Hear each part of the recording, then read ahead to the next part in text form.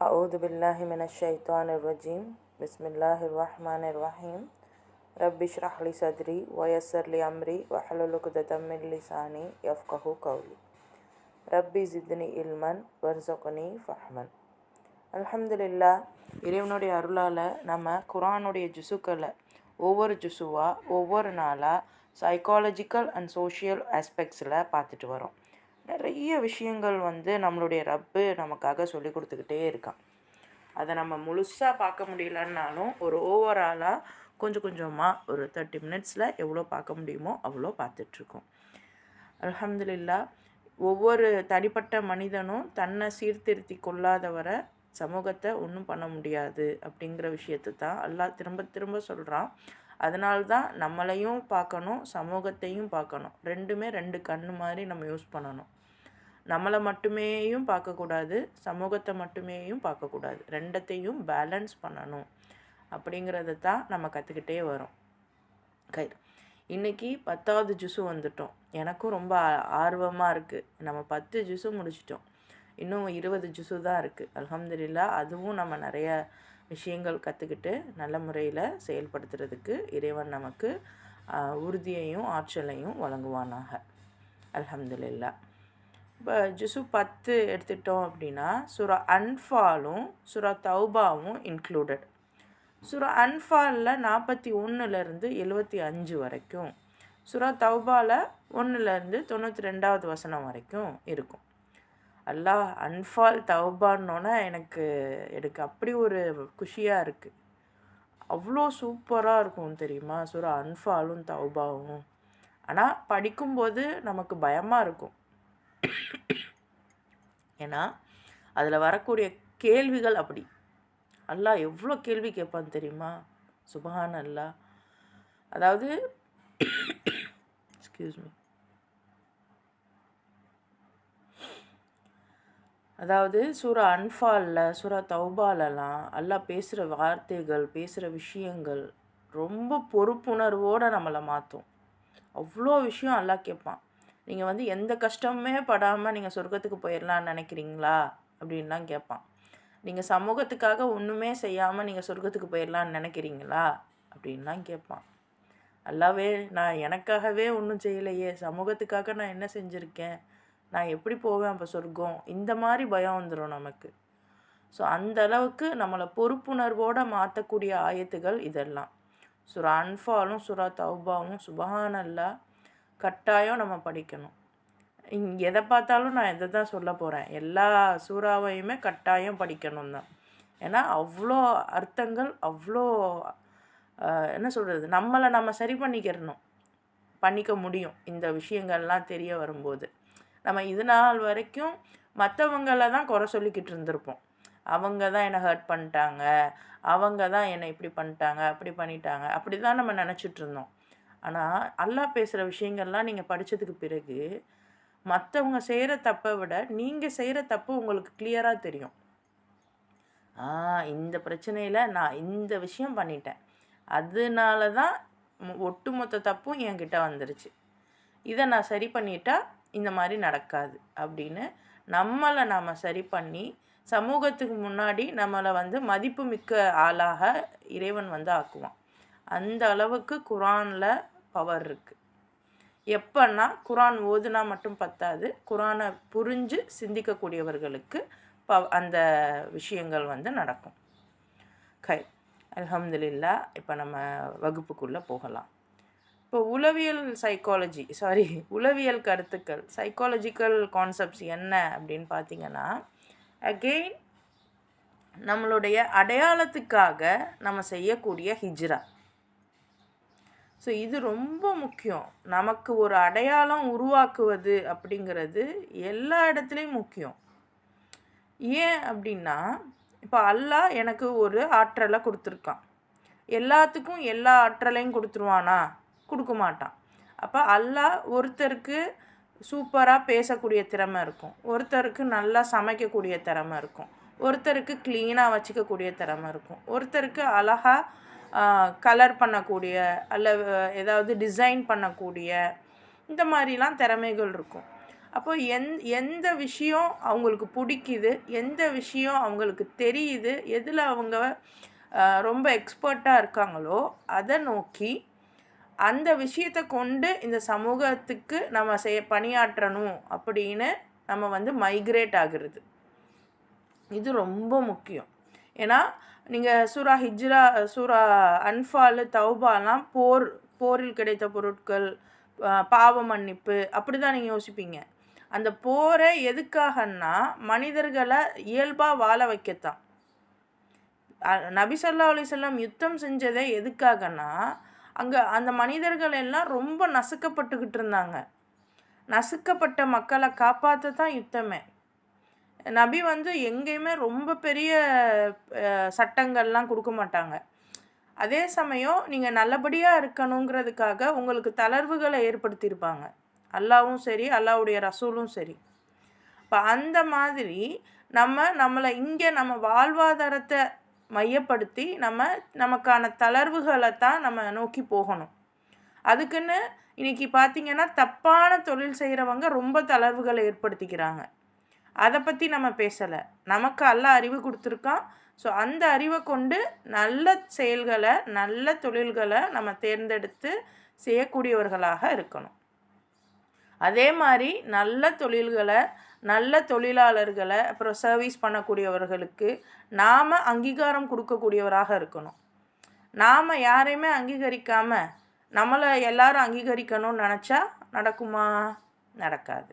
அப்போது இப்போ நீங்கள் நினைப்பீங்க, என்னால் எதுவுமே பண்ண முடியல, நான் இப்படி வீட்டுக்குள்ளேயே இருக்கேன், எனக்கு ஒரு சக்தியும் இல்லை, நான் என்ன தான் பண்ணுறது அப்படின்லாம் நீங்கள் யோசிக்கிறீங்க. அப்படின்னா முதல்ல ரிலாக்ஸாக இருங்க. உங்கள் கண்ணு முன்னாடி யாரெல்லாம் உழைக்கிறாங்களோ, யாரெல்லாம் நல்லது செய்கிறாங்களோ அவங்கள மனசார பார்த்து என்ன சொல்கிறது, அவங்கள பெருமையாக நினைங்க. அதுக்குன்னு ரொம்ப பெருமை கிடையாது, பரவாயில்லையே இவங்க இவ்வளோ நல்ல விஷயங்கள் செய்கிறாங்களே அப்படின்னு மற்றவங்க செய்கிற நல்ல செயல்களை பார்த்து அதாவது சந்தோஷப்படுங்க. ஃபஸ்ட்டு ஸ்டெப்பு அதுதான். எப்போ நம்ம மற்றவங்க செய்கிற நல்லதையே பார்க்க ஆரம்பிக்கிறோமோ கட்டாயம் அந்த நல்லது நமக்குள்ள ஒரு நல்ல விளைவுகளை கொண்டு வரும். சரியா?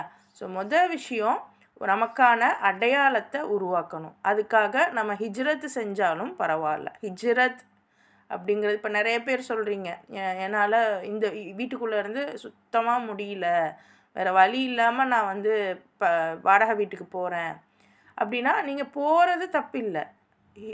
பட் இடத்த விட்டு இன்னொரு இடம் போகிறதுங்கிறது பிரச்சனையே கிடையாது. பட் அதே சமயம் ஒட்டு மொத்தமாக அந்த உறவை முறிச்சுக்கிறது தான் பிரச்சனை. வீடு பத்தலைன்னு நம்ம மாறி இருப்போம், இல்லை வேறு ஏதாவது ரீசனுக்காக மாறி இருப்போம். அதே சமயம் ஒரு நல்ல நாள் பெருநாளைக்கு நீங்கள் சேர்ந்துக்கோங்க, அப்போ எப்போயாவது வீட்டுக்கு போய் பார்த்துக்கோங்க. இந்த மாதிரிலாம் நம்ம செய்யலாம். அதே மாதிரி அவங்களையும் அனுமதிக்கணும். இன்றைக்கி நிறைய பேர் நான் தனி கொடுத்தனம் போயிட்டேன் அப்படின்ட்டு நான் சொந்தக்காரவங்க யாரும் வீட்டுக்கு வந்தால் வரவங்கள சரியாக கவனிக்கிறதில்ல, வரவே விடுறதில்ல. அந்த மாதிரியும் இருக்கக்கூடாது. ஸோ சரியாக நீதமான முறையில் நம்ம நடந்துக்கிறணும். இதெல்லாம் எங்கேருந்து நமக்கு தெரிய வரும்னா குரானை ஒழுங்காக சிந்திச்சா நமக்கு புரிய வரும். சரியா? அப்போ அதுக்கு முதல்ல குரானை தெரிஞ்சுக்கிறணும், அதை சிந்திக்க நம்ம பழகணும். சரியா? ஸோ இது ஒரு முக்கியமான ஒரு விஷயம். நம்ம நம்மளுடைய நம்பிக்கையின் அடிப்படையில் நம்ம ரொம்ப மன உறுதியோடு வாழணும். ஸோ அந்த நம்பிக்கை அப்படிங்கிறது நல்ல விஷயத்தில் இருக்கணும், தெளிவோடு இருக்கணும். ஸோ இந்த ஒரு விஷயத்தை அல்லாஹ் நமக்கு சொல்லித்தரான். இப்படி நம்ம இருந்தால் தான் நம்ம மனசு பாதுகாப்பாக உணரும். இல்லாத பட்சத்தில் நம்ம என்ன ஆகும், நமக்குன்னு ஒரு அடையாளம் இல்லை, நமக்குன்னு ஒரு செயல்பாடு இல்லை அப்படின்னாவே நம்ம மனசு ஒரு தன்னம்பிக்கைங்கிறதே இருக்காது. அப்போ தன்னம்பிக்கை வேணும்னா அதுக்கு நான் தனிப்பட்ட முறையில் ஏதாவது செயல்படணும். இல்லாத வரைக்கும் எனக்கு நம்பிக்கை வராது. அப்போ செயல்படவும் முடியல அப்படின்னா முதல்ல செயல்படுறவங்களை பார்த்து சந்தோஷப்படுங்க, செயல்படுறவங்களுக்கு நீங்கள் சப்போர்ட் பண்ணுங்கள். இப்போ நீங்கள் பொதுவாக காய்கறி எல்லாமே நீங்கள் தான் வாங்குவீங்க, வேறு ஒரு கடையில் தான் வாங்குவீங்க. ஆனால் உங்களுக்கு தெரிஞ்சு யாரோ ஒருத்தவங்க கொஞ்சம் ஒரு ரூபா 2 ரூபா கூட விற்றாலும் அவங்க விற்கிறாங்க, கஷ்டப்பட்டு விற்கிறாங்க. அப்படிங்கிறப்ப ரூபா தானே, நம்ம இவங்கக்கிட்டே வாங்குவோம் அப்படின்னு இவங்கக்கிட்ட நீங்கள் வாங்குறது. நீங்கள் இவ்வளோ நாள் வந்து பெரிய பெரிய கடைகளில் ஷாப் பண்ணியிருப்பீங்க, இப்போ வந்து இவங்க வியாபாரத்துக்காக நீங்கள் சப்போர்ட் பண்ணுறது. ஸோ இதிலேருந்து ஆரம்பிக்கும். முதல்ல நம்ம ரெக்கக்னைஸ் பண்ணலாம். யார் வந்து நற்செயல்கள் செய்கிறாங்களோ அதை வந்து ரெக்கக்னைஸ் பண்ணணும். திரும்ப திரும்ப சொல்கிறேன், குரான் சொல்லி தரது மட்டும்தான் நற்செயல்னு கிடையாது. குரானைப்படி வாழ்ந்துக்கிட்டு இருக்காங்கல்ல, ஒரு ஒரு பூக்காரமாக நேர்மையான முறையில் பூ கட்டி கொடுக்குறாங்கல்ல, 1 முழம்னா 1 முழம் கொடுக்குறாங்க. எத்தனையோ பேர் 1 முழம்னு சொல்லிட்டு கம்மி பண்ணி தருவாங்க. ஸோ அப்படி இல்லாமல் நியாயமாக நடந்துக்கிறவங்க குரானை தான் எடுத்து காமிக்கிறாங்க, நியாயமாக நடந்துக்கிறாங்க. அந்த மாதிரி ஒவ்வொரு தொழிலையுமே நியாயமாக நடந்துக்கிறவங்க தான் குரானை சொல்லி காமிக்கிறவங்க. சரியா? ஸோ இதை வந்து நம்ம புரிஞ்சுக்கிறணும். யார் வந்து மற்றவங்களுக்கு உதவிகரமாகவும் இன்னும் வந்து தேவையுடையவர்கள், அதாவது அவங்க தேவையை பூர்த்தி செய்யக்கூடியவராகவும் இருக்காங்களோ அவங்க தன்னிலை ரிலாக்ஸாக இருப்பாங்க. ஏன்னா அவங்களுக்கு வேலையே சரியாக இருக்கும், மற்றதை யோசிக்கிறதுக்கு நேரம் இருக்காது. ஆனால் யாருக்கு எந்த ஒரு அடையாளமும் இல்லையோ அவங்க தான் மற்றதை பற்றி யோசிச்சுக்கிட்டே இருப்பாங்க. கடந்த கால விஷயத்தையெல்லாம் யோசிச்சு கஷ்டப்பட்டு யோசிச்சு பாருங்க. ஆறிப்போன சாப்பாடையே நம்ம சாப்பிட மாட்டோம். இதில் ஆறிப்போன அந்த பிரச்சனையை வேற யோசிச்சு திருப்பி இது பண்ணிக்கிட்டு இருக்கோம். ஏன்னா நமக்கு நேரம் நிறையா இருக்குது, செயல்கள் கம்மியாக இருக்குது, அவ்வளோதான். ஸோ இந்த ஒரு விஷயத்தை நம்ம வந்து புரிஞ்சுக்கிறணும். சரியா? இன்னும் பார்த்தீங்க அப்படின்னா நம்ம குழந்தைகளுக்கும் தெளிவாக அவங்களுடைய அடையாளத்தை நம்ம ஏற்படுத்துறதுக்கு உதவி செய்யணும். அவங்களுக்கு என்ன பிடிக்குதோ அதை கொண்டு அவங்கள வந்து மேம்படுத்தணும். புள்ள சொல்லும், அம்மா எனக்கு வந்து இந்த மாதிரி கிராஃப்ட் பண்ணலாம் பிடிச்சிருக்குமா அப்படின்லாம் சொல்லும். படிக்கிற நேரத்தில் என்ன இது பண்ணுறப்போ போய் படிச்சுக்கிட்டே இரு, ஃபுல் மார்க் வாங்கணும், அது வரைக்கும் படி அப்படின்னு சொல்லக்கூடிய பேரண்ட்டும் இருக்காங்க. நீ படிக்கிற வரைக்கும் படிமா, உனக்கு பிடிச்சதை செய்யுமா அப்படின்னு சொல்கிற பேரண்ட்டும் இருக்காங்க. இதில் எந்த பேரண்ட்டாக நீங்கள் இருக்கீங்கன்னு யோசிச்சுக்கோங்க. ஸோ குழந்தைங்களுக்கு தெளிவான அடையாளத்தை காமிச்சு கொடுக்கணும். நமக்கு தான் அது தெரியலை, பட் இன்றைக்கி நம்ம குழந்தைங்க வளர்கிறாங்க அப்படிங்கிறப்போ அவங்களுக்கு என்ன பிடிக்குது, என்ன வருது, இதை கொண்டு என்ன நிலைக்கு அவங்க போகலாம். இன்னும் நீங்கள் ஏதாவது பிஸ்னஸ் பண்ணுறீங்க, இல்லை உங்கள் கணவர் ஏதாவது பண்ணுறாங்கன்னா அந்த பிஸ்னஸையும் உங்கள் குழந்தை கற்றுக்கிறணும், அதை பற்றியும் அவேர்னஸ் இருக்கணும். இப்போ எங்கள் தாத்தாலாம் பரோட்டா கடை வச்சுருந்தார் போல், எங்கள் அப்பாவுக்கும் பரோட்டா போட தெரியுமா சொல்லியிருக்காரு. பட் இப்போ அவர் போட மாட்டார், பட் அந்த வேலைகள் எல்லாம் தெரியும். ஸோ ஒரு கட்டத்தில் என்னாச்சு அப்படின்னா அவர் பரோட்டா கடை போடலை, பட் அவர் வச்ச வேற ஒரு கடைக்கு தாத்தா கடையிலேயே அவர் ஒர்க் பண்ணி பழக்கமானதுனால அப்பாவோட கடையில் அவர் ஈஸியாக ஒர்க் பண்ண ஆரம்பிச்சிட்டாரு. தன்னுடைய சொந்த கடையில் அவர் வந்து இது பண்ண ஆரம்பித்தார். இப்போ என் தம்பி அவன் படிச்சுட்டான், எம்எஸ்சி வரைக்கும் படிக்க வச்சுட்டாங்க. பட் ஸ்டில் அவனுக்கும் வந்து அந்த கடைகள்லையே இருந்து பழக்கப்பட்டதுனால அவனும் இப்போ வந்து சொந்தமாக கடை வச்சுட்டான். ஆனால் நமக்கு அந்த இதெல்லாம் கிடையாது இல்லையா, பொம்பளை புள்ள வீட்டில் இருக்கணும். ஸோ அப்படி இருந்ததுனால எனக்கு பெருசாக அந்த அவேர்னஸ் வந்து கொஞ்சம் கம்மியாக தான் இருக்குது. பட் அப்பார்ட் ஃப்ரம் தட், இப்போ இன்கேஸ் என்னோடய புள்ள பிறந்துச்சுன்னா நான் என் தம்பி கடையிலே அனுப்பிடலான்னு முடிவு பண்ணிகிட்ருக்கேன். ஓகே. ஸோ அப்போ அந்த மாதிரி நம்ம வந்து நம்மளுடைய அந்த என்ன வியாபாரம் என்ன தொழிலோ அதை வந்து நம்ம குழந்தைங்களுக்கு சொல்லி காமிக்கணும், புரிய வைக்கணும், பழக்கப்படுத்தணும். ஸோ அது வந்து ரொம்ப முக்கியம். நம்மளுடைய அடையாளம் அப்படிங்கிறது ரொம்ப முக்கியம். 2வது விஷயம், இந்த ஹிப்போக்ரிசியை பற்றி அல்லாஹ் பேசாமையே இருக்க மாட்டான். இந்த ரெட்டை மனநிலை கொண்டு இருக்காதீங்க. அதாவது எல்லா விஷயத்தையுமே சிலர் வந்து அவாய்ட் பண்ணிகிட்டே போவாங்க, கவனிச்சிருக்கீங்களா? எதை வச்சாலும் வேணாம், இது தப்பு, இது ஹராம், இது அது. ஸோ எல்லாத்தையுமே தடுக்கக்கூடியவர்களாக இருப்பாங்க. சைக்காலஜிக்கலாக இது என்ன சொல்கிறாங்க அப்படின்னா, மனசுக்குள்ளே பயம் இருக்குது அப்படின்னா வெளியே வந்து அதை அவாய்ட் பண்ணுற மாதிரி அவங்க நடிப்பாங்க. ஸோ இது ஒன்று. நம்ம மனசுக்குள்ள பயம், அப்புறம் அதை எட்ட முடியலைங்கிற ஆதங்கம். அது சொல்லுவாங்கள்ல, அந்த நம்ம சின்ன வயசில் ஒரு கதை வரும். அந்த ஃபாக்ஸ் வந்து அந்த கிரேப்ஸை வந்து பறிக்க முயற்சி பண்ணிக்கிட்டே இருக்கும். ஒரு கட்டத்தில் அது சோர்ந்து போய் அந்த பழம் புளிக்கும் அப்படின்ட்டு போயிடும்.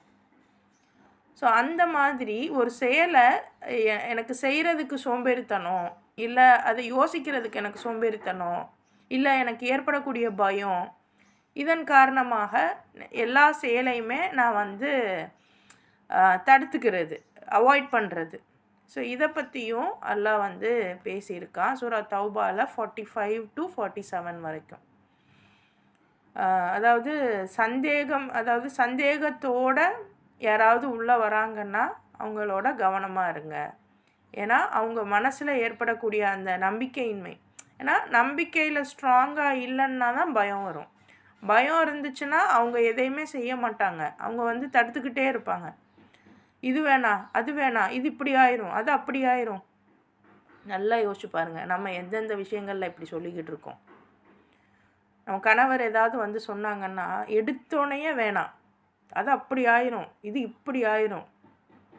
அதுக்கு அடுத்து அந்த மனுஷன் எதை பற்றியுமே நம்மக்கிட்ட பேச மாட்டார்.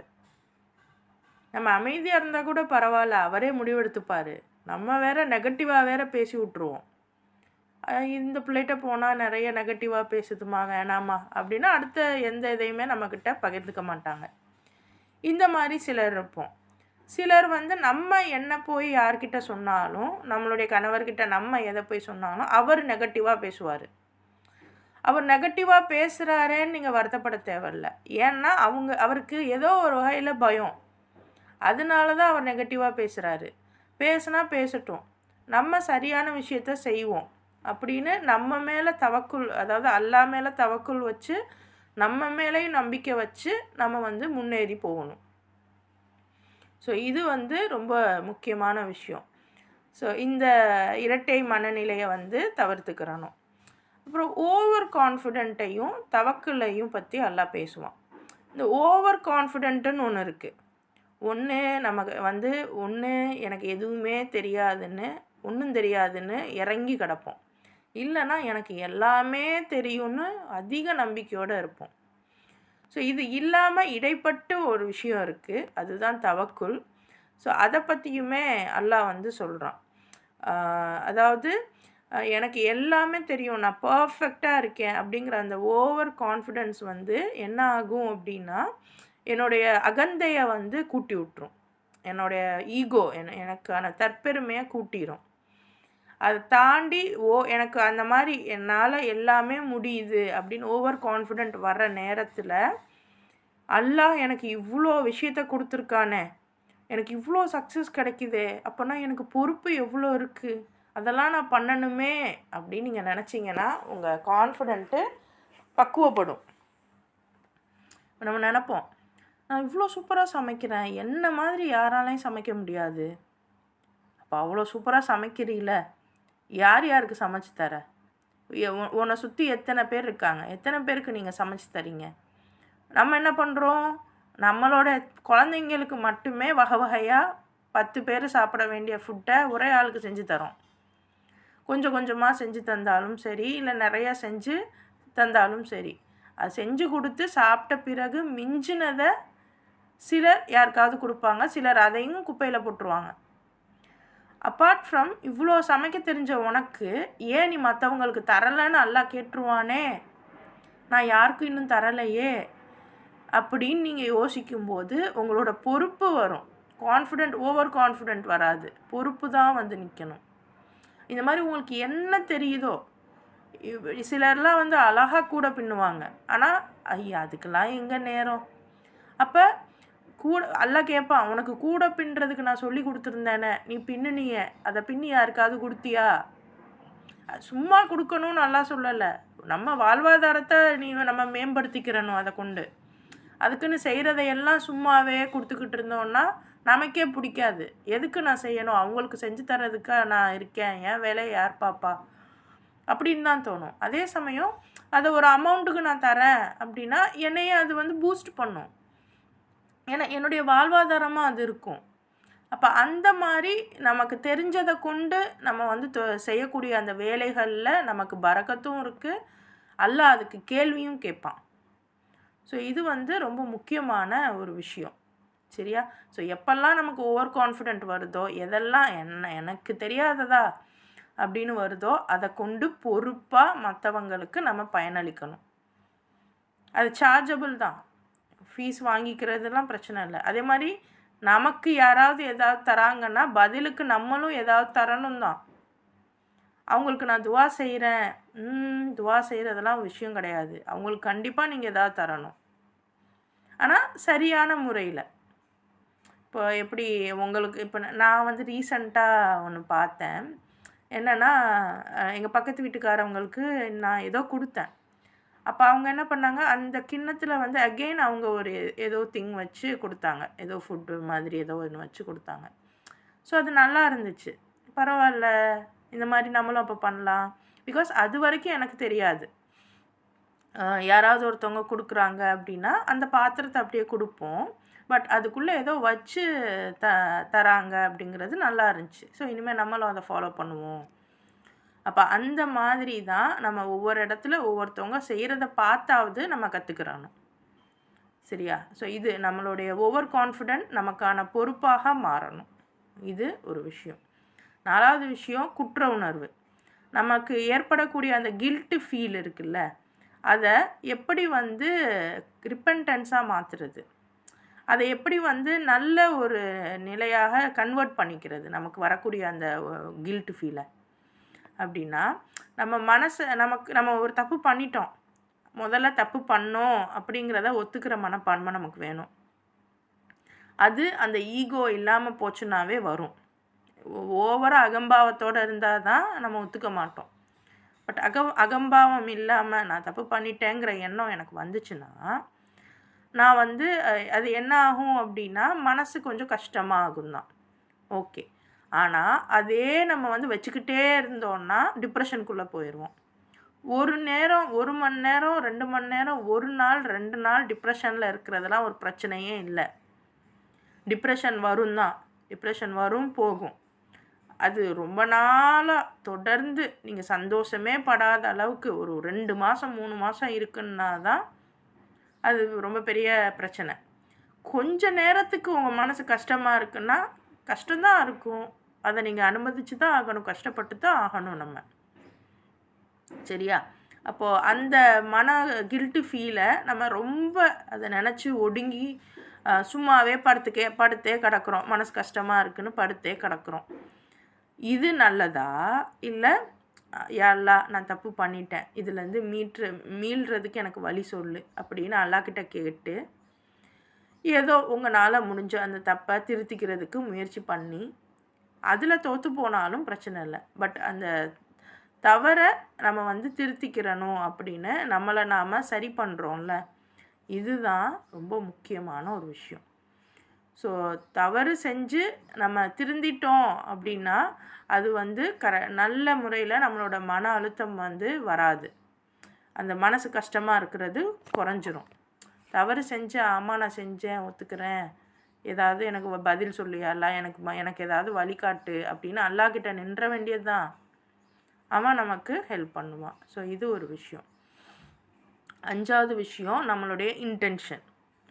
நம்மளுடைய மோட்டிவேஷன், இது வந்து ரொம்ப முக்கியமாக இருக்குது. நம்ம என்ன நினைக்கிறோம், நம்ம மனசில் என்ன நினைக்கிறோம் அப்படிங்கிறது ரொம்ப முக்கியம்.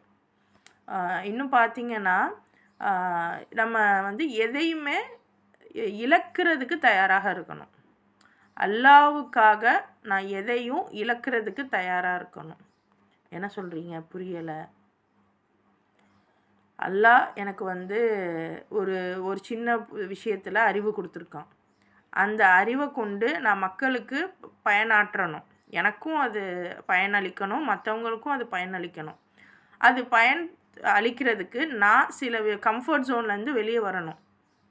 இவ்வளோ நாள் வந்து எனக்கு வந்து வெளியே போகவே ஷையாக இருக்கும், ஆனால் இப்போ என்னுடைய வேலைக்காக நான் போகிறேன். இவ்வளோ நாள் வந்து நான் யார்கிட்டையும் பேசினதில்லை, இப்போ நான் வந்து பேசுகிறேன். இவ்வளோ நாள் நான் வந்து கட் அண்ட் ரைட்டாக தான் பேசுவேன், அதுதான் எனக்கு பழக்கம். ஆனால் அல்லாஹ் சொல்லியிருக்கான் பணிவாக பேசு, தன்மையாக பேசுன்னு சொல்லியிருக்கான். அப்போ அதனால நான் பணிவாக தன்மையாக பேசுகிறேன். ஸோ இந்த மாதிரி நம்மளை நாம் மாற்றிக்கிறதுக்கு, நம்மக்கிட்ட இருக்கிற ஒரு குவாலிட்டியை விட்டுட்டு இன்னொரு குவாலிட்டியை அக்வயர் பண்ணிக்கிறதுக்கு, நமக்கு கம்ஃபர்ட்டாக இருக்கிற நிலையிலிருந்து விலகி நமக்கு கஷ்டமான பாதைகளை தேர்ந்தெடுக்கிறதுக்கு நாம் தயாராக இருக்கணும்.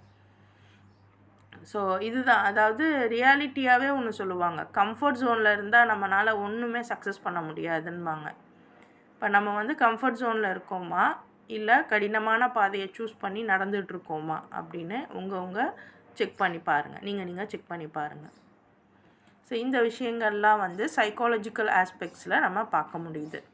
இன்னும் சோஷியாலஜிக்கலாக பார்த்தோம் அப்படின்னா சமூக ஒற்றுமை. எல்லாம் தொடர்ந்து இதுதான் சொல்கிறோம், கலெக்டிவாக யூனிட்டியாக இருங்க.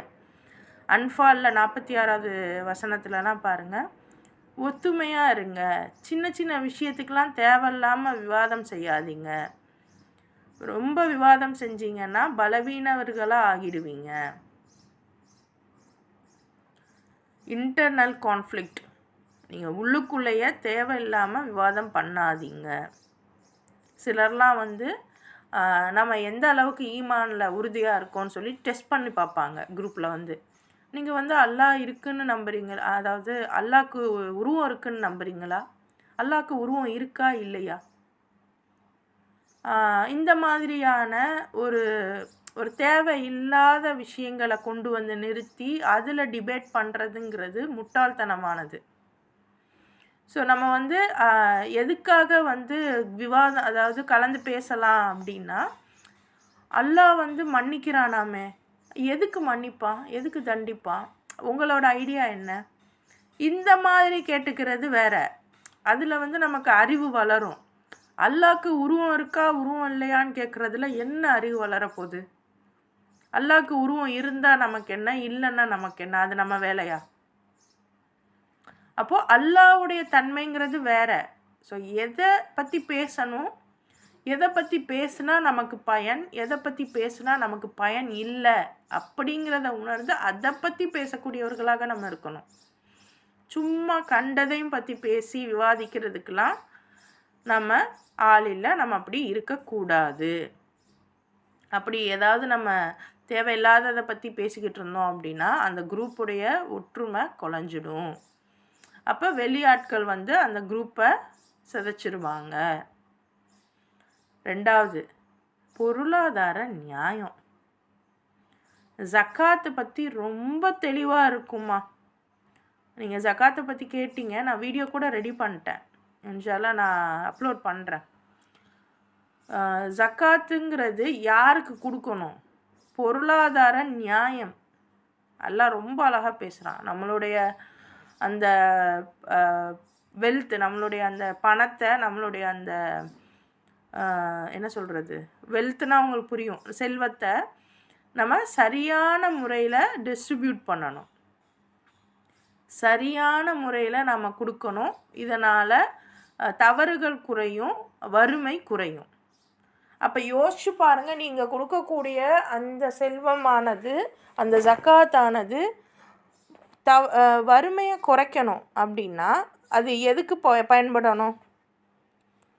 அதனால் உங்களுக்கு வருமானம் வரக்கூடியதாக மாறணும். நீங்கள் கொடுக்கக்கூடிய ஜக்காத்தை கொண்டு இன்னொருத்தவர் வருமானத்தை பெறணும். அப்போ அந்த அளவுக்கு ஜக்காத்துடைய நோக்கம் யோசிச்சுக்கோங்க. ஸோ இப்போ நீங்கள் ஜக்காத்து யார் கொடுக்கணும் கொடுக்கக்கூடாதுன்றதை பற்றி நான் சொல்லலை. கொடுக்குறவங்க யாருக்கு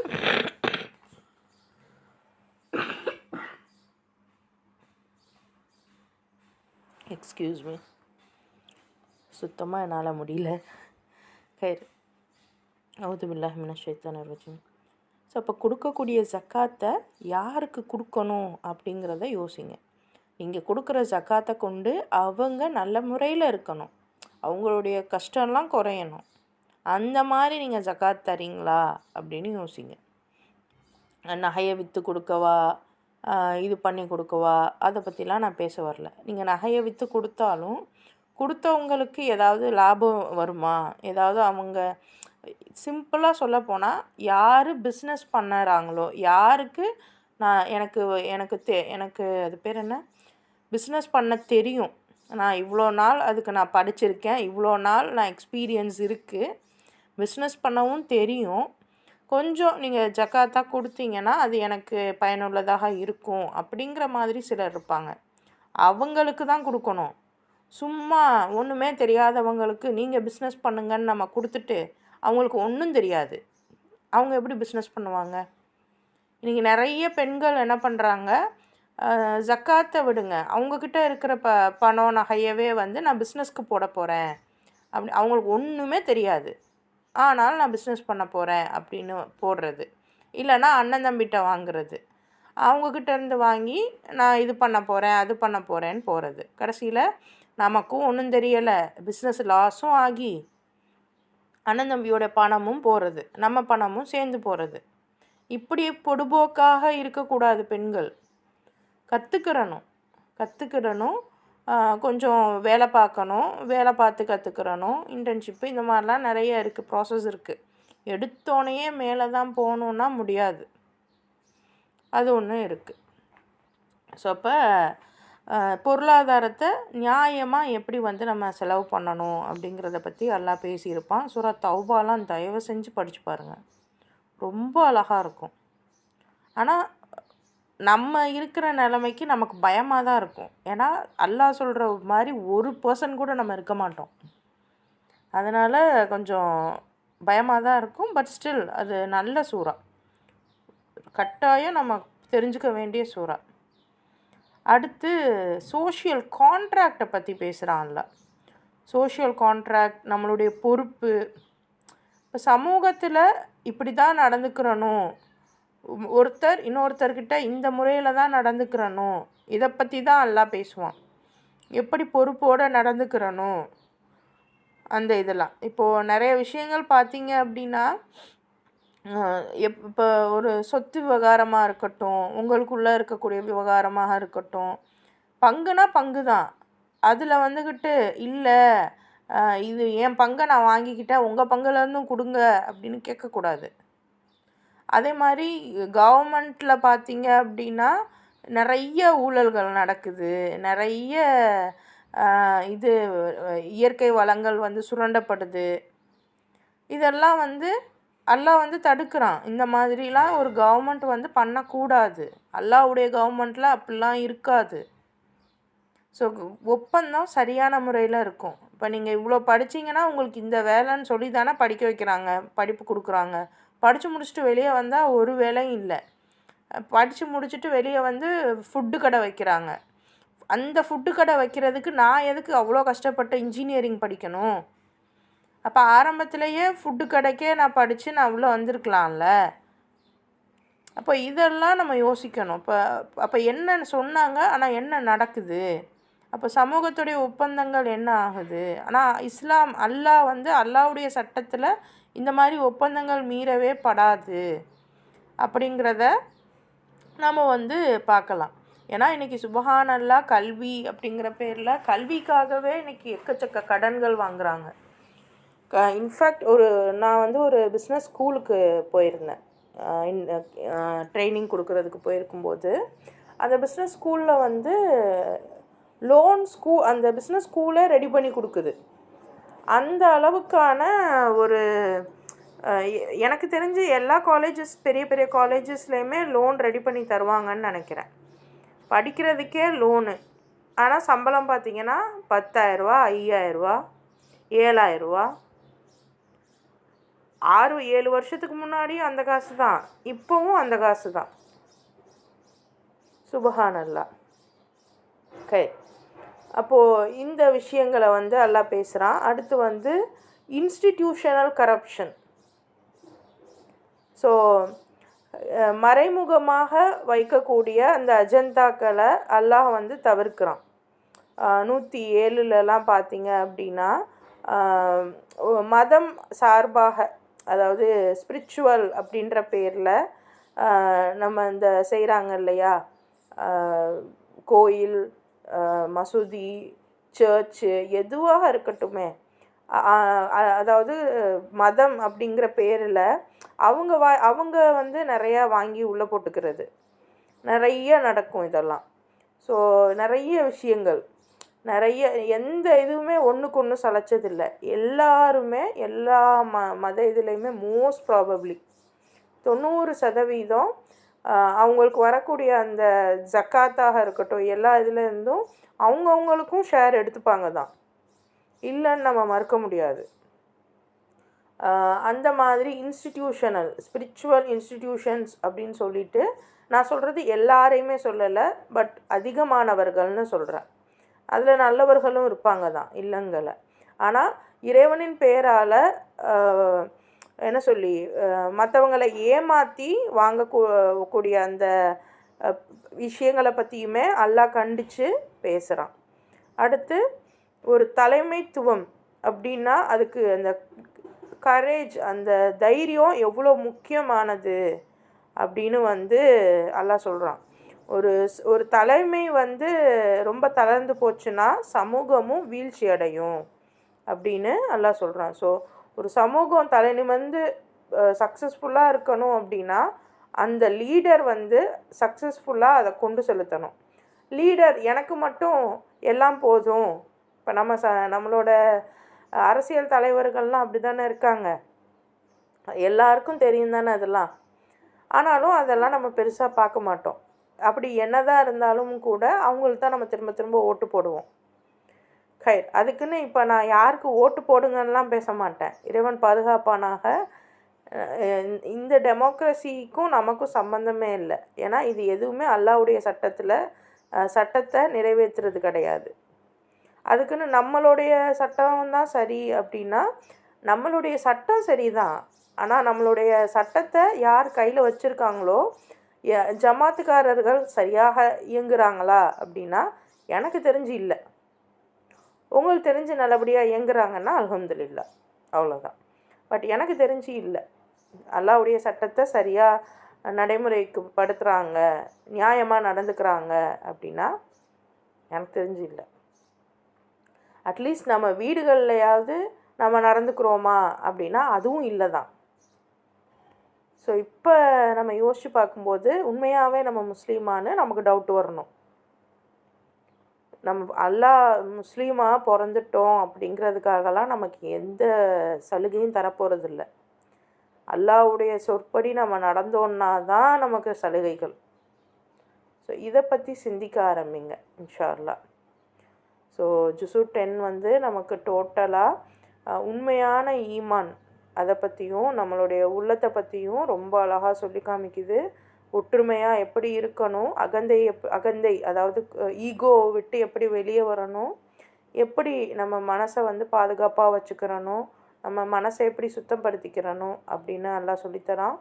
இன்னும் சமூக ரீதியாக ஒற்றுமையாக எப்படி இருக்கணும், பொருளாதாரத்தோட நியாயம் என்ன, இன்னும் நம்மளோட பொறுப்புகள் என்ன, இன்ஸ்டிடியூஷன்ஸ் அப்படின்னு சொல்லிட்டு நம்ம எப்படி மற்றவங்களை ஏமாற்றக்கூடாது, அது ஸ்பிரிச்சுவலாகவும் இருந்தாலும் சரி, எஜுகேஷன்ற பேர்லையும் சரி, எல்லா வகையிலையுமே ட்ரஸ்ட்டு அப்படின்னு சொல்லிட்டு இப்படி எல்லா வகையிலையும் போட்டு மக்களை டார்ச்சர் பண்ணக்கூடாது அப்படின்னு அல்லாஹ் சொல்லி காமிக்கிறான்.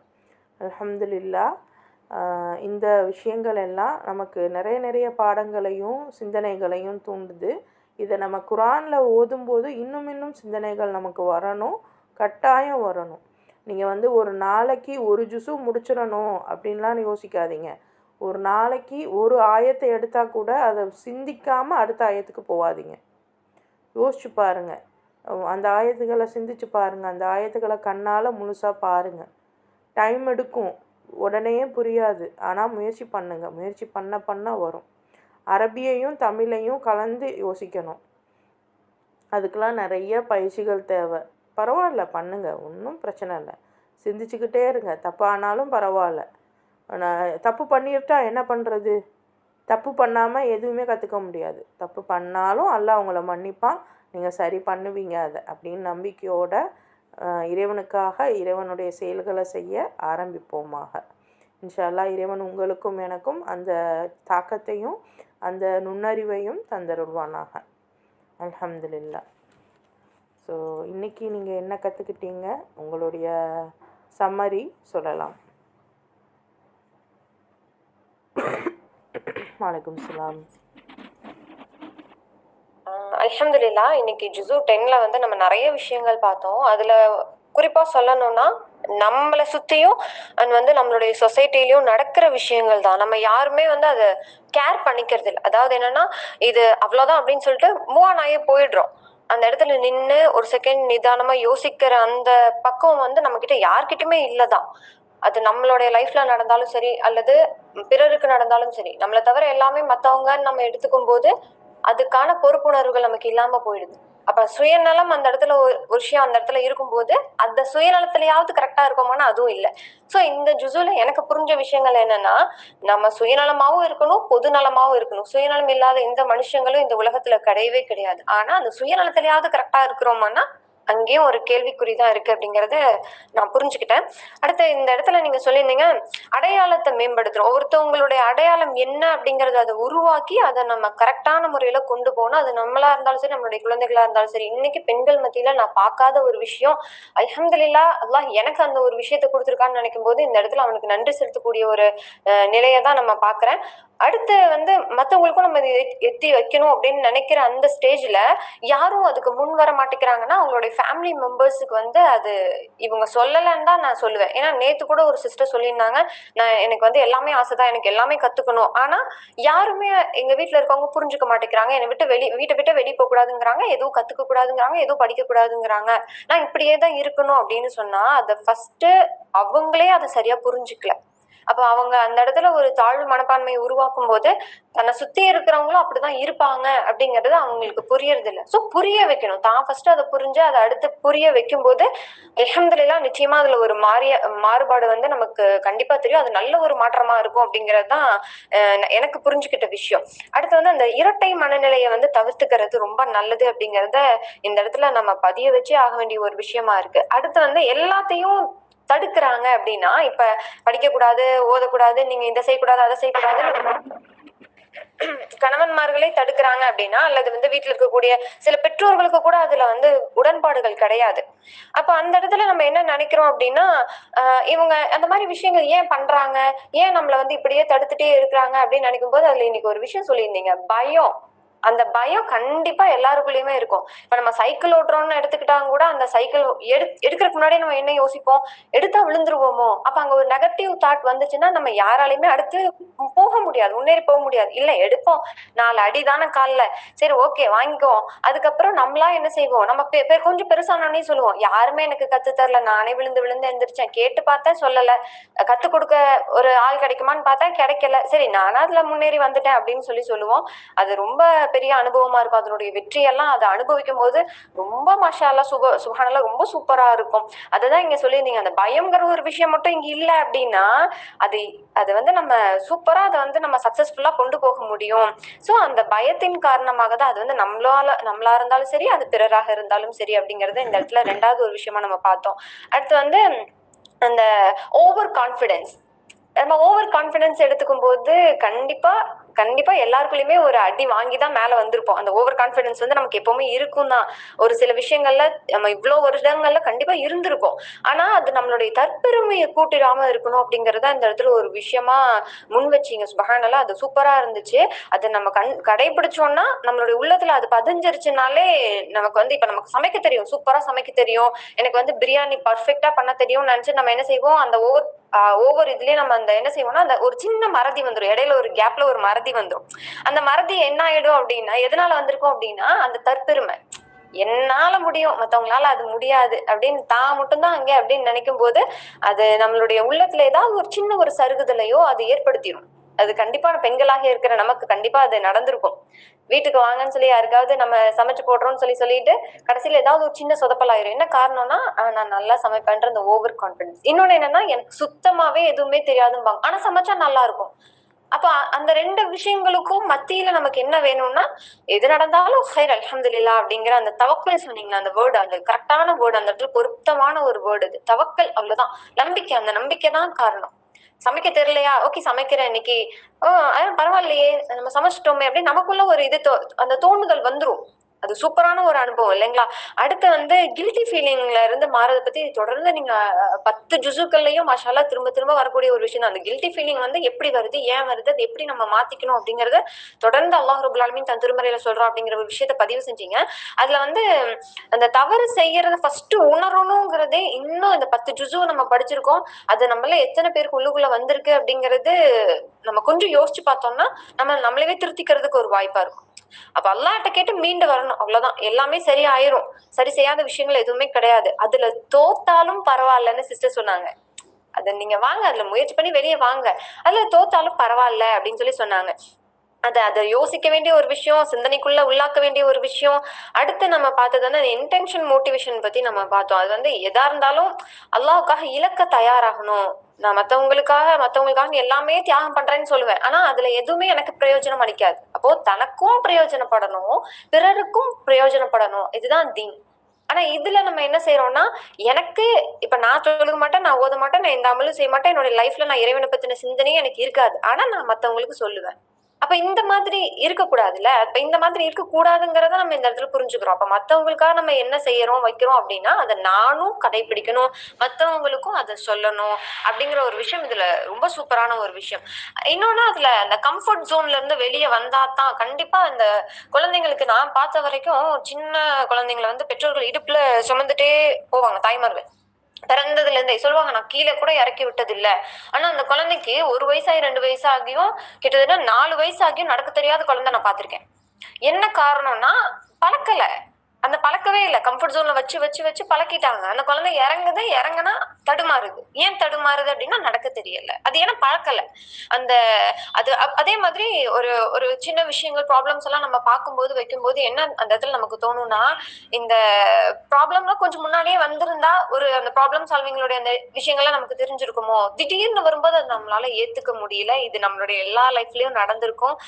இன்னைக்கு ரொம்ப அருமையா இருந்தது டாபிக் மாஷா அல்லாஹ். அடுத்து வந்து அந்த சூரத்துல் அன்ஃபால்ல 46வது விஷயம், நீங்க உங்களுக்குள்ள வந்து விவாதம் செஞ்சுக்காதீங்க. ஒற்றுமையா இருங்க. இன்னைக்கே ஒற்றுமையை சீர்குலைக்கக்கூடிய நிறைய விஷயங்கள் எல்லா குரூப்ஸ்லயுமே இருக்கு. ஒரு வாட்ஸ்அப் குரூப்பா இருக்கட்டும், அது வந்து இயற்கை சம்பந்தமான விஷயங்களா இருக்கட்டும், அல்லது ஓதுதல் சம்பந்தமான விஷயமா இருக்கட்டும், அல்லது குரானிக் விஷயமா இருக்கட்டும், சிஸ்டர் சொன்ன மாதிரி தேவையில்லாத ஒரு கொஸ்டின் வந்து அங்க போட்டுருவாங்க. அந்த குரூப்ஸே கொலாப்ஸ் ஆயிடும். நம்ம என்ன கத்துட்டு இருக்கோங்கிறதே அந்த இடத்துல ஒரு செகண்ட் நமக்கு புரியாம போயிடும். அப்ப அப்படி ஒரு விஷயங்கள் டாபிக் மாறி போறதுக்கு இந்த மாதிரியான குழப்பவாதிகள் இருப்பாங்க. கண்டிப்பா இருப்பாங்க. இல்லாம எல்லாம் இருக்க மாட்டாங்க. ஆனா நம்ம தெளிவா இருந்துக்கிறோமா அப்படிங்கறத ஃபர்ஸ்ட் நம்ம பார்க்கணும். அடுத்து வந்து இந்த பொருளாதார நியாயம் சொல்லும்போது இந்த ஜகாத் கொடுக்கறத பத்தி இன்னைக்கு நிறைய பேர் நிறைய விஷயங்கள் இந்த ரமலான்ல பொதுவா தேடக்கூடிய ஒரு டாபிக்னா இதுதான். நோன்பு வைக்கிறது எல்லாருக்குமே தெரியும். அந்த நோன்புல ஜகாத் அப்படிங்கிறது ரொம்ப பெரிய விஷயமா பார்க்கப்படுது. ஆனா அதை சரியான வகையில் நம்ம புரிஞ்சுக்கிட்டோமா, அந்த பொருளாதார நியாயத்தினுடைய அடிப்படையில் இன்னைக்கு நடந்துக்கிறோமா அப்படின்னா நிச்சயமா கிடையாதுதான். அல்ஹம்துலில்லாஹ் அல்லாஹ் பாதுகாக்கணும். அடுத்து நம்ம பார்த்த விஷயங்கள் வந்து இந்த பொறுப்புணர்ச்சி. அந்த பொறுப்புணர்ச்சி நம்ம சமூகங்களுக்கு மத்தியில ஒரு சொத்து விவகாரமா இருந்தாலும், ஒரு கல்வியாக இருந்தாலும் கூட அது அது இன்னைக்கு நிறைய இடங்கள்ல பொய் சொல்லிதான் உள்ள வர வைக்கிறாங்க. பொய் சொல்லிதான் அத நடைமுறையில கொண்டு வராங்க. இன்னைக்கு ஒரு அந்த எக்ஸாம்பிள் ஒண்ணு சொல்லும்போது சொன்னாங்க, கல்வி கத்துக்கணும்ன்ற அந்த ஒரு மோட்டிவேஷன் உள்ள வந்துரும். ஆனா திரும்பி வெளிய போகும்போது அந்த கல்விக்கான பலன் நமக்கு கிடைக்குதானா கிடையாது. கிடையவே கிடையாது. அது நிறைய கல்விகள் வந்து இன்னைக்கு அந்த மாதிரி தான் கொடுக்கப்படுது. அந்த அந்த கான்ட்ராக்ட வந்து சரியா அவங்க நிறைவேத்துறது இல்ல. அதுக்கு வந்து நம்ம பொறுப்பெடுத்து நம்ம அதுல கரெக்ட்டா இருக்கணும். அது வந்து மத்தவங்களுக்கும் அத சொல்லிக் குடுக்கணும் அப்படிங்கிற ஒரு விஷயத்த வந்து இந்த இடத்துல நம்ம முன்வைக்கிறோம். அடுத்து வந்து நம்ம பார்த்தது வந்து ஊழல். அந்த ஊழல் அப்படிங்கிறது வந்து இறைவனுடைய பெயரால இருந்தாலும் கூட அவங்க ஆரம்பிக்கும்போது அல்லாஹ்வின் திருப்பெயரால் அப்படின்னு தான் ஆரம்பிப்பாங்க. அப்ப உள்ள வந்ததுக்கு அப்புறம் தான் நிறைய கரப்ஷன்ஸ் நம்ம அதுல பார்க்க முடியுது. பட் அது தெரிஞ்சு நடக்குதா, தெரியாம நடக்குதா சமூகத்துல நம்ம அதை யோசிக்கிறதுக்குலாம் நமக்கு வந்து அந்த அளவுக்கு அல்லாஹ் அறிவு ஞானத்தை கொடுத்துருக்கானா கண்டிப்பா கொடுத்துருக்கான். பட் அதை செயல்படுத்துறதுக்கு எடுத்து நடத்துறதுக்கு சகோதரி சொல்லியிருந்த மாதிரி அதை எடுத்து நடத்தினா கரெக்டா இருக்கும். சொல்றவங்க சொன்னா கேட்பாங்க. ஆனா சொல்றவங்க ஏன் சொல்லாம சைலண்டா இருக்கும் அப்படிங்கிறது அது நம்மளுடைய குடும்பங்கள்லயே இருந்தாலும் அது தப்புதான். தப்புதான். யாரா இருந்தாலும் அதை மறுக்க முடியாது. அதை நம்ம உணர்ந்து கொண்டாலே அடுத்த ஒரு நல்ல ஒரு முடிவு வந்து நமக்கு கிடைக்கும். அடுத்து நம்ம பார்க்கிறது வந்து இந்த தைரியத்தை பத்தி சொல்லியிருந்தாங்க. தலைமைத்துவத்துக்கு ரொம்ப முக்கியம் தைரியம் தான். ஒரு சின்ன ஒரு மதரசா ரன் பண்ணுவாங்க. ஒரு சின்ன ஒரு இன்ஸ்டிடியூட் ரன் பண்ணுவாங்க. ஆனா அதுல தலைமைத்துவத்துல இருக்கிறவங்க ஒரு 4 பேரோட இருக்கும்போது எப்படி நடந்துக்கணும், அந்த இடத்துல எந்த நீதமா நடந்துக்கணும், இவங்களுக்கும் அவங்களுக்கும் என்ன விஷயம் நம்ம கொடுக்கணும், அண்ட் எந்த விஷயம் வந்தாலும் ஃபேஸ் பண்றதுக்கு தயாரா இருக்கணும். அந்த தைரியத்தோட இருக்கணும். இன்னைக்கு நிறைய பேர் அந்த மாதிரி இருக்காங்க. ஆனா கண்டிப்பா கிடையாதுதான். அப்போ நான் இதுல இன்னைக்கு ஓவராலா எனக்கு புரிஞ்ச விஷயம் என்னன்னா, நம்மளும் சரி, நம்மள சுத்தி இருக்கிற விஷயங்களும் சரி நடக்குது, நடந்துட்டு தான் இருக்குது. நம்ம பார்க்கிறோம், பட் உணர்றதில்ல. அப்ப இறைவன் என்ன சொல்றான்னா, நீங்க சிந்தித்து உணர வேண்டாமான்னு தான் திரும்ப திரும்ப நம்மள கேட்கிறான். அதுதான் இன்னைக்கு இந்த நினைவூட்டுதலாக சகோதரி சொன்னாங்க. ரொம்ப ரொம்ப ஜஸாக்குமுல்லாஹு ஹைரன் கசீரா. எனக்கு புரிஞ்ச விஷயங்கள நான் இன்னைக்கு எத்தி வச்சுட்டேன்.